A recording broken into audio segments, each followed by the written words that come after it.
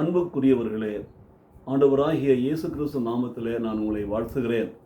அதிகாலையில் ஆண்டவராகிய இயேசுவோடு இந்த நிகழ்விலே கலந்து கொள்ள வந்திருக்கிற எனக்கு அருமையான சகோதரனே, சகோதரியே, இன்றைக்கும் கர்த்தர் தம்முடைய வசனத்தை அனுப்பி உங்களை சத்தியத்திலே பலப்படுத்தி சாட்சியாக நிறுத்தி உயர்த்துவார். விசுவாசத்தோடு நாம் கேட்போம். நீதிமொழிகள் புஸ்தகத்தில் 4ஆம் அதிகாரத்தில் 18ஆம் வசனத்தில் நான் இப்படியே வாசிக்கிறோம்.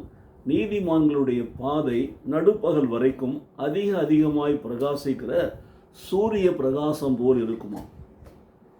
நீதிமான்களுடைய பாதை நடுப்பகல் வரைக்கும் அதிகமாய் பிரகாசிக்கிற சூரிய பிரகாசம் போல் இருக்கும். எனக்கு பிரியமானவர்களே, நீதிமான்களை நேசிக்கிற கர்த்தர் நீதிமான்களுடைய பாதையில் எப்பொழுதும் வெளிச்சம் இருக்கும்படி செய்கிறார். ஏனென்றால் நீதிமான்கள் வெளிச்சத்தின் பிள்ளைகளாய் நடக்கிற பொழுது அவர்களே மற்றவர்களுக்கு வெளிச்சமாக இருப்பார்கள். மாத்திரமல்ல, அவர் நடந்து செல்கிற பாதை சூரிய பிரகாசம் போல் வெளிச்சமாக இருக்கும். அவர்கள் வழியாய் அவர்களை பின்பற்றுகிறவர்கள், அவர்களோடு கூட நடக்கிறவர்கள் வெளிச்சத்திலே நடப்பார்கள். அப்போ நீதிமான்களுடைய பாதை நடுப்பகல் வரைக்கும், மத்தியானம் 12 மணிக்கு எப்படிப்பட்ட வெளிச்சம் இருக்கிறது, வெயில் இருக்கிறது பாருங்கள். அதிகமாய் பிரகாசிக்கிற சூரிய பிரகாசம் போல் இருக்குமா? எனக்கு பிரியமான சகோதர சகோதரிகளே, யோவான் சுவிசேஷத்தில் ஆண்டவர் சொல்லுகிறார், நானே உலகத்திற்கு ஒளியாக இருக்கிறேன் என்று சொல்லுகிறார். 8ஆம் அதிகாரத்தில் 12ஆம் வசனத்தை இப்படியே வாசிக்கிறோம்.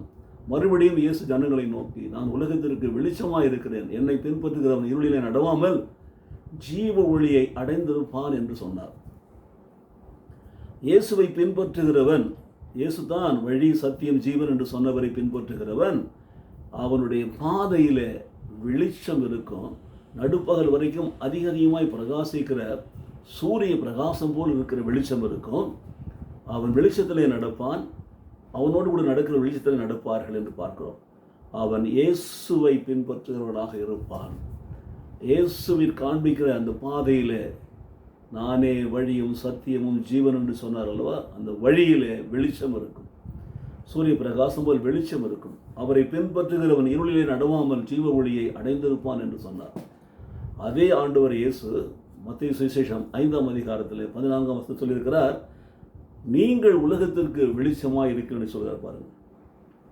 யோவான் 8:12 நான் உலகத்திற்கு ஒளியாக இருக்கணும்னு சொன்னவர் மத்தேயு 5:14 சொல்லுகிறார், நீங்கள் உலகத்திற்கு வெளிச்சமாக இருக்கிறீர்கள், மலைமேல் இருக்கிற பட்டணம் மறைவாக இருக்க மாட்டாது.